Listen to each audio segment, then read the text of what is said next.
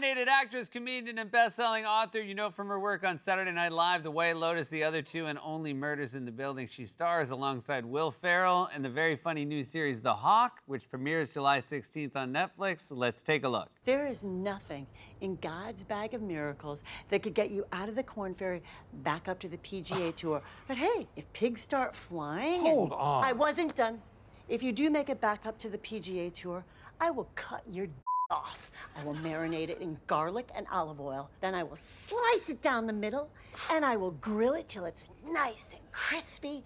And then I will gently place it in a warm brioche hot dog bun, and I will smother it in onions and brown mustard, and then I will feed it to a cage of hungry rats. Now I'm done. Please welcome back to the show our very good friend Molly Shannon.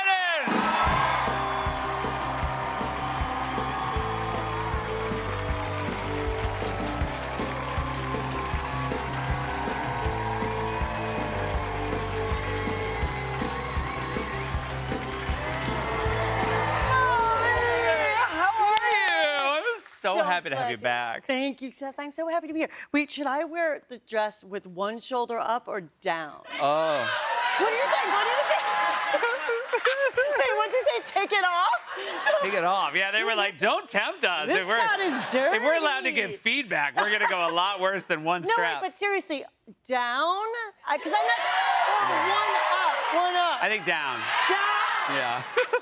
You guys are so serious. Thank you. I am so happy to see you. I'm also so happy to see you on screen with Will Ferrell. A 30-year friendship.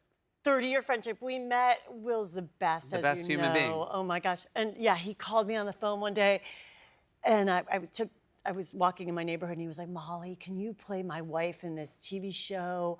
You know, you'll just like yell at me. And I was like, sure, yes. I didn't even think about it. But that does require real acting, because I adore Will so much. But I actually don't like to do that. It's really hard. It's hard to yell at Will. Yeah, because he's my good friend. He plays a lot of characters that I feel like need a good yelling at. That's so, yes, he's always, He plays a lot of like, deep, the heart's inside them, but maybe a little misguided. And I think they need a strong person to maybe yell at him and get him back on track. Exactly. You're very good at that. Yeah. Did you guys meet on stage? We met, actually. We were both living in LA pursuing comedy, and Will was taking classes at the Groundlings in LA, and I was a waitress across the street at this place called Melrose Baking Company. And our mutual friend, Patricia Cotter, told me, she was like, Molly, I think you're gonna love this guy named Will. I really feel like you guys have the same sense of humor, and I just think you guys are gonna click. Can I introduce you? And so she brought him over to my restaurant where I worked, and I waited on him. It was like a breakfast order, and he was like, I would like a scone and a cafe latte. And then we've been friends ever since. Wow. 30 years later. Unbelievable. I was his waitress. I mean... I was his waitress. I worked in a lot of restaurants. I worked at this place, Cravings, and Jennifer Aniston would always come in before she was really famous, and I would study her. I was like, wow, she's like a real, she'd have her hair blown dry straight. So you knew before the rest of us? I did. Yeah. I was like, she's like really knew how to, she took her agents all out for lunch, and she had like crystal blue eyes, and I was like, whoa, she is all business. So I would stand at my hostess stand studying what it was like to become a superstar, studying Jennifer Aniston, Julia Roberts, I waited, That's amazing. Were like, do you think there were actors who came in and were like, their feelings were hurt because you weren't looking at them? I'm sure. They were like, I don't think I got it because the hostess isn't looking at me at all. Yeah, exactly. You and Will both had a reputation from your time at SNL of committing to scenes, committing to your characters, independent of how well it was playing with the audience. That you guys never took the foot off the gas. And I think you had a ton of respect from your cast members, but also the writing staff would always say like, oh, the best thing about them is they would never bail on it, no matter how sometimes it was going badly. Yes. That's so true. So we both played characters who had recently lost 100 pounds. We thought it was hilarious. And we had buttons, and I said, if it doesn't work, let's still commit as actors. Like if And so we went out there, and the sketch was center stage, where it's much easier to get laughs, and there was not a single, nothing, just dead silence. And Will and I were like, oh my God, we are bombing. And but we just committed to it like the greatest actors ever. We just poured our hearts into it, giving the performance of our lives, and it ended up being so much fun and making me feel so close to Will, like kind of just like, but it failing seems like together. maybe only fun for the two of you and no one else. Exactly. Yeah.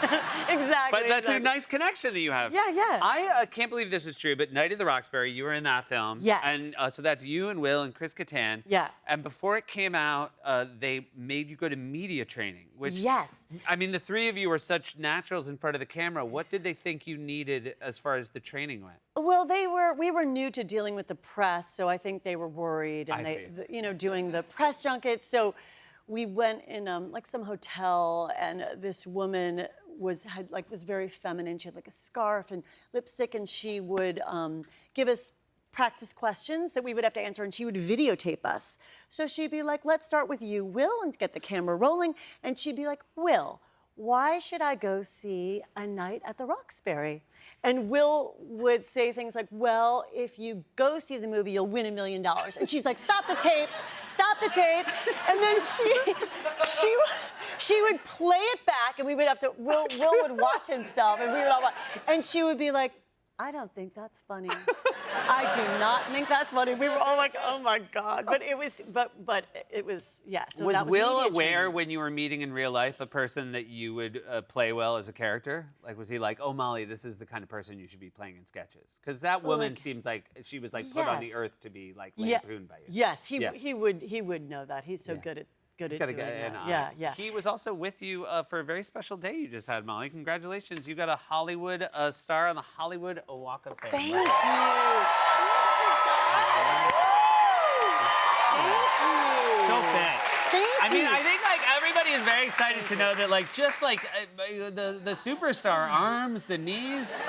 Do you feel it now, or you seem so fit that you still have it? That's so sweet. Well, I love it. I never ever get sick of doing it. Like I will do it if people ask me in airport anytime. Really? It's fun. It's Great. fun.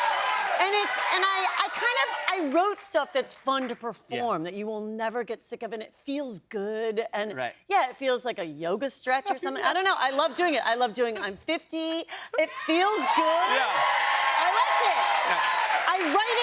I write it in a way that's fun to perform. Yeah. And I originally did it as a joke for my friend when I did my first Mary Catherine Gallagher, because Yeah. she used to always call me, she'd be like, "There's my little superstar." And so I threw it in the very first sketch as a joke. After I slid off the chairs, I slid back in and I just went, "Superstar," as a joke to my friend Deborah Palermo to make her laugh. So Yeah. it was originally just like a wink to my friend. Isn't that crazy? That's so wonderful. I know. We're going to be right back with more from Molly Shannon. Welcome back. We're here with Molly Shannon. Great. And you brought something that I'm fascinated by. So Yeah. this is Caroline Ray. Caroline very Ray. funny comedian, actress. Very funny comedian, actress. Excellent. And she came to you with a piece of information that was surprising to hear. Yeah, I ran into her in our neighborhood at the dog store, the pet store, and she said, "Molly, you're not going to believe this. I saw a picture of the magician Houdini, and no offense, but I think you bear a very striking resemblance to Houdini, the magician." So she showed me the picture, Yeah. and I have to say, doesn't it I laughed so hard because I was like, I look like Houdini. Yeah. I mean, doesn't that look like me? Here's how funny it is. So before I heard the story, Yeah, they handed me the picture first. they did. And as I got the picture, I'm like, "Oh, Molly's playing Houdini." No. And then they told me the story, and I was like, "Oh."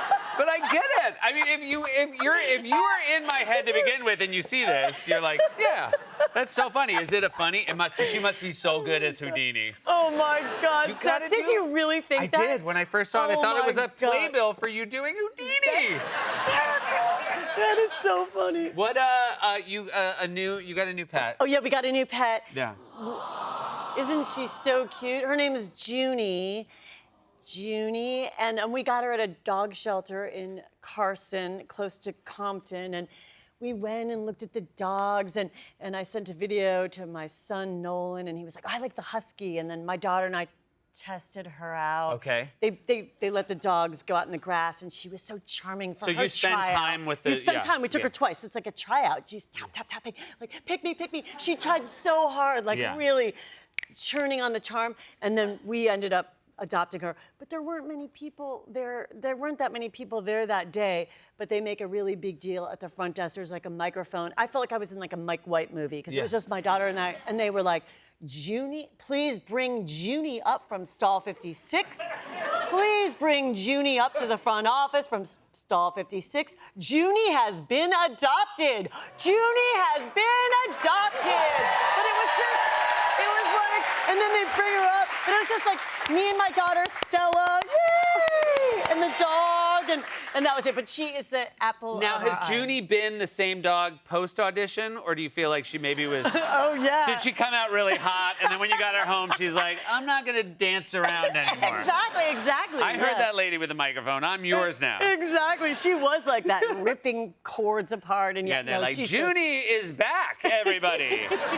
Bring Junie to cell 56. Junie. That is hysterical. But Carson Dog Shelter is an amazing place to adopt dogs. Yes. Yeah, shout out Fantastic. to any dog This is shelter quite- and the people who work there. Yeah. All right, Molly, I'm going to transition from dogs to a less adorable animal to many, which is rats. Yes. But I've heard tell that you are fascinated by rats. Yes, I am. So yes. and what is your fascination? Just all things rats? I love the movie Ben when I was growing up with Michael Jackson. Do you guys know that movie? Yes. Yes. And then I remember once I was waiting for a subway with flip-flops on in the summertime in New York City, and I was like, listening to music and feeling so good, and I felt like, and a big fat rat crawled right over my foot. Isn't that disgusting? No. Yes. I was like, over my flip-flop. I just love stories about rats. You do. and people waking But up. you don't want rats in your home. No, Okay. So no. you like tales of rats, but you don't want to, you're not a rat person per se. No, Yeah. exactly. So, we had a guy come because we were rat-proofing our house, and rats are not a pleasant topic, but he had an Italian accent, and he made it sound so nice. He'd be like, the rat comes in through the hole. That I was like, I love this guy. Like, I love the way he was speaking with the So accent. you were really torn because you like the accent, but you don't like the rats. Exactly. But I really let him talk about the rat and the holes and this and that, and it was fantastic. When the kids were little, though, we did have a rat problem in the apartment that we moved into in New York City, and I was always jumping like, oh, and we were trying to figure out where they were coming from, and it got so bad that one day my little son had tinfoil on his eyes. He was only like 3, and I said, why does he have tinfoil on his eyes? And Stella, my daughter, knew I was so worried. She was like, I put tinfoil on his eyes so the rats don't eat his eyes out. I was like, oh God, I have to calm down because I'm really scaring them about these rats. New York City, greatest city in the world. I know. Yeah, we put tinfoil on the baby's eyes. Oh my God. It is so wonderful to see you Thank as you always. You guys, so this is Molly Shannon. The Hawk premieres July 16th on Netflix. We'll be right back with Jake Johnson.